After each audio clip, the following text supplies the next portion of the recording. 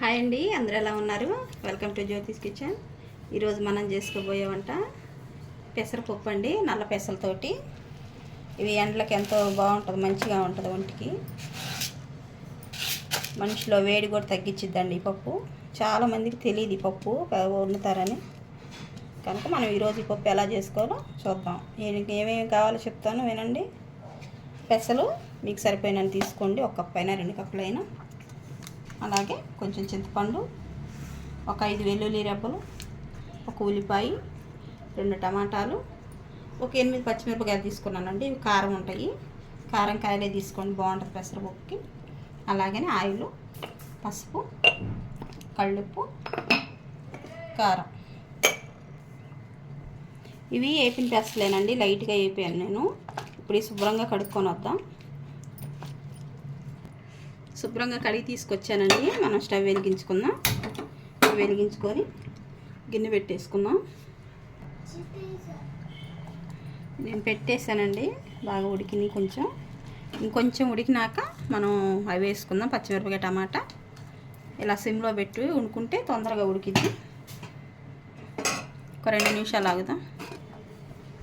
చూద్దామండి.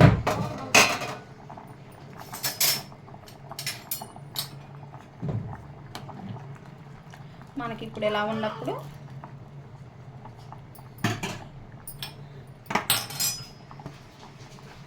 చిన్నులపాయ, అలాగే పచ్చిమిరపకాయ,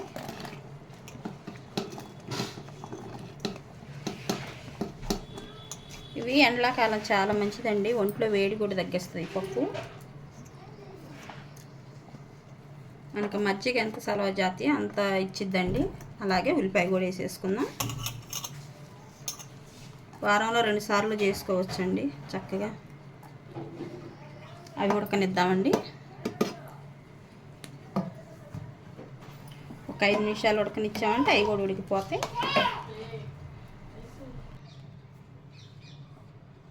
ఉడికిందండి పప్పు. ఇప్పుడు మనం టమాటా వేసుకుందాం.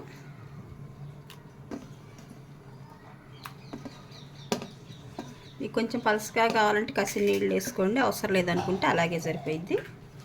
అలాగనే కొంచెం చింతపండు కూడా వేసేద్దాం ఇప్పుడే. ఇప్పుడు అలాగే ఉడుకుతుంది కదండి, మనం ఇప్పుడు కొంచెం పసుపు వేసుకుందాం.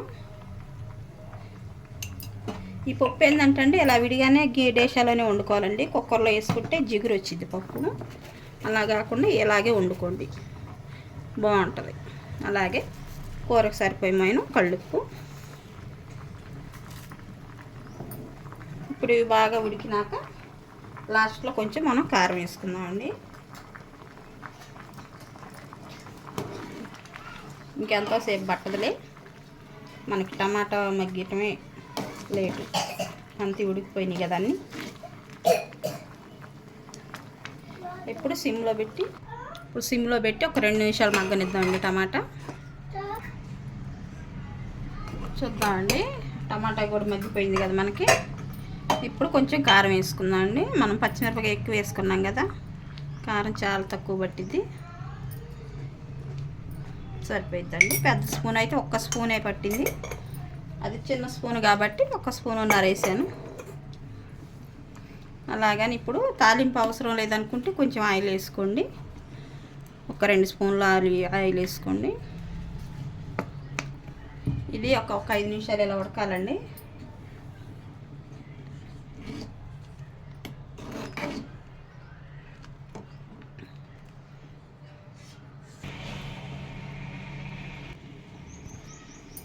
చూద్దామండి, 5 నిమిషాలు అయింది కదా, మన పప్పు కూడా బాగా ఉడికిపోయింది. ఇక మనం పప్పు మెదుపుకోవటమేనండి. నాకు కొంచెం పిల్లలు తాలింపు కూడా పెట్టమన్నారు, తాలింపు పెట్టేస్తాను. మనం స్టవ్ ఆఫ్ చేసుకుందాం. ఇప్పుడు ఒక 5 నిమిషాలు ఆరనిద్దామండి. దించుకున్నాం కదండి, ఒక 5 నిమిషాలు ఆరనిద్దాము.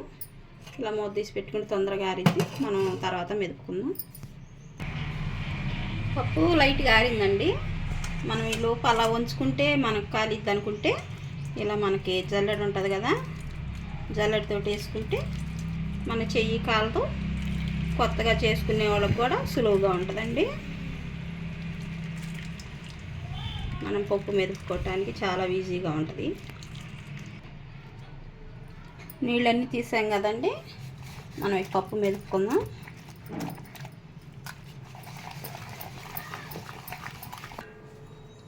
పప్పు మెదుపుకున్నానండి, వేరే బౌల్లో తీసుకున్నాను. మనం ఇప్పుడు పోపు పెట్టుకుందాము.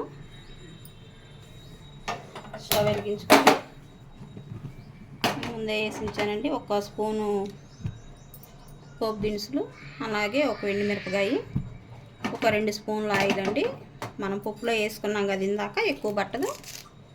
ఇంగు మీరు కావాలంటే వేసుకోండి, ఇంగు లేకపోయినా చాలా బాగుండిద్దండి.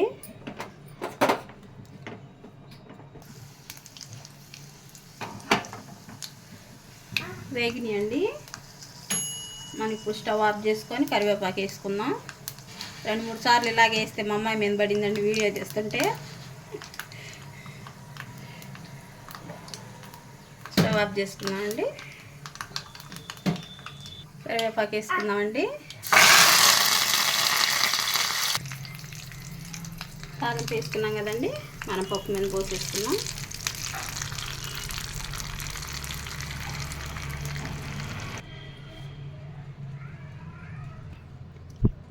అయిందండి పెసరపప్పు. ఒంట్లో వేడిని తగ్గించే పెసరపప్పు అండి ఇది. ఒకసారి ట్రై చేయండి. మీరు ట్రై చేసి మా కామెంట్లో ఎలా ఉందో తెలియజేయండి. మా వంట కనుక మీకు నచ్చినట్లయితే లైక్ చేయండి, షేర్ చేయండి, సబ్స్క్రైబ్ చేయండి. థ్యాంక్ యూ అండి.